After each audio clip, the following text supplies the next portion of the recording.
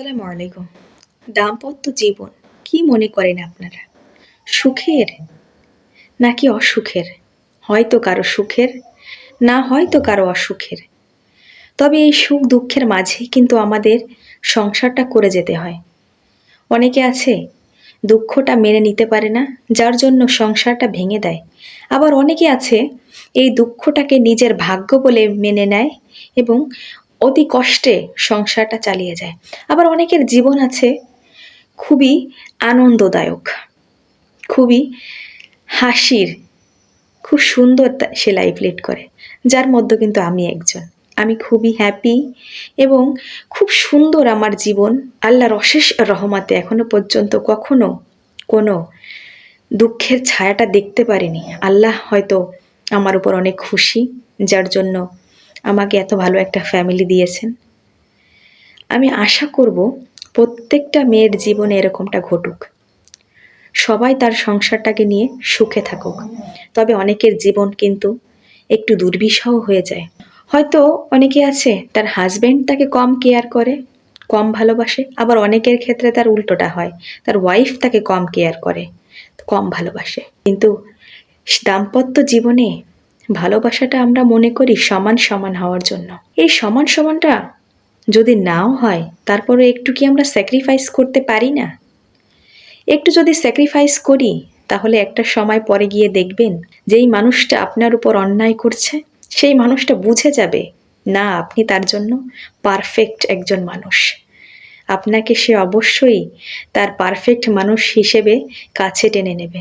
কিন্তু ওই ভুল বোঝাবুঝি থেকে যদি আপনাদের ভিতরে বিচ্ছেদ হয়ে যায়, ওই বিচ্ছেদটা কিন্তু কারো জন্যই সুখের হবে না।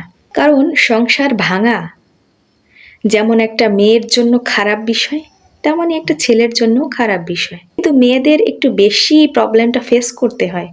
কিন্তু তারপরেও আমি বলবো ছেলে মেয়ে দুজনের জন্যই কিন্তু এ খুবই একটা খারাপ বিষয়। তারপরে যদি আপনার একটা ছেলে মেয়ে থাকে, তাহলে তো কোনো কথাই নেই। পুরা আপনাদের যে গণ্ডগোলটা, ঝামেলাটা সব কিছুই কিন্তু আপনার ওই ছেলে মেয়ের উপরে পড়বে। কখনো লাইফে এরকম ভুল ডিসিশন নিবেন না। দাম্পত্য জীবনে ভুল বোঝাবুঝি হয়েই থাকে। কখনো ভুল ডিসিশন নিয়ে নিজেদের জীবনটার সাথে সাথে ছেলে মেয়েদের জীবনকেও নষ্ট করবেন না। কখনো যদি আপনাদের মাঝে কোনো রকম ঝামেলা হয়, তাহলে যখন একজন কথা বলবে আরেকজন চুপ করে থাকবেন। যখন হাজব্যান্ড কথা বলবে ওয়াইফ চুপ করে থাকবে, আর যখন ওয়াইফ কথা বলবে হাজব্যান্ড চুপ করে থাকবে। তাহলে দেখবেন ঝগড়াটাই আর হবে না। কখনো দুজন আলাদা থাকার চেষ্টা করবেন না। যত বেশি একসাথে থাকবেন, তত বেশি আপনাদের দাম্পত্য জীবনটা সুখের হবে। একটা সংসার তখনই সুখের হয় যখন হাজব্যান্ড ওয়াইফ দুজনের মধ্যে খুব ভালো একটা বন্ডিং থাকে। আর এই বন্ডিংটা কিন্তু আপনাদের নিজেদেরকেই তৈরি করতে হবে। আপনারা নিজেরা যদি খুব ভালোভাবে থাকেন, তাহলে আপনাদের সন্তান তারাও কিন্তু আপনাদের ওই আচরণটা দেখে তারাও কিন্তু ভালো কিছু শিখবে। সারাক্ষণ যদি ঝগড়াঝাটি ক্যাচাল করতে থাকেন, তাহলে আপনার ছেলে মেয়ে ওই সমস্ত শিখবে। তাদের ভিতর ওরকম একটা টেন্ডেন্সি কাজ করবে যে না, ফ্যামিলি মানেই এরকম ঝগড়াঝাটি।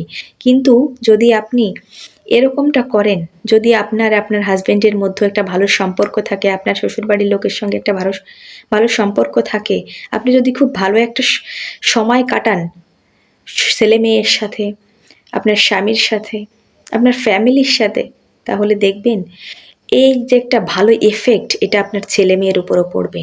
আপনার জীবনটাই সার্থক হয়ে যাবে। এর থেকে আপনি আর কি চান?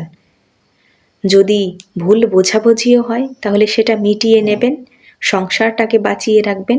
কারণ দাম্পত্য জীবনে এরকম ভুল বোঝাবুঝি খুঁটিনাটি হয়ে থাকে, এটাকে কখনো ভুল বলে বসে থাকবেন না। একটু স্যাক্রিফাইস করে সংসারটাকে বাঁচিয়ে রাখবেন। তাহলে দেখবেন একটা সময় পরে গিয়ে আপনি হবেন সব থেকে বেশি সুখী মানুষ। ধন্যবাদ সবাইকে। আসসালামু আলাইকুম ওয়া রাহমাতুল্লাহি ওয়া বারাকাতুহু।